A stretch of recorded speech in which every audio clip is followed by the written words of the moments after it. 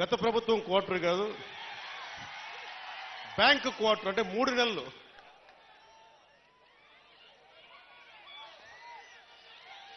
ఆ మందు ఇంకా అమ్ముతున్నారా వాళ్ళు?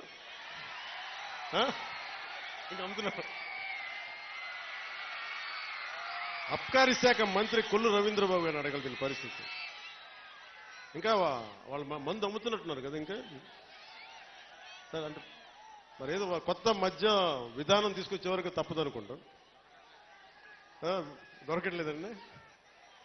సరే ఈ లోపు దయచేసి ఎవరన్నా తాగాలని మైండ్ సెట్తో ఉంటే దయచేసి దాన్ని ఆరోగ్యాలు కాపాడుకొని తాకండి. అదొకటి నా విన్నపం. అలాగే మీకు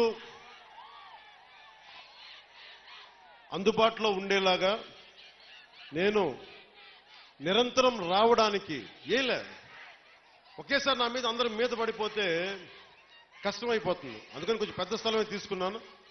మీరు రాకపోకలకి ఇబ్బంది లేకుండా ఉండేలాగా భారతదేశం మొత్తం జనసేన 21 సీట్లు గెలిస్తే భారతదేశం అంతా ఎలా చూసిందో పిఠాపురం అభివృద్ధి భారతదేశానికి ఒక మోడల్ లాగా అయ్యేలా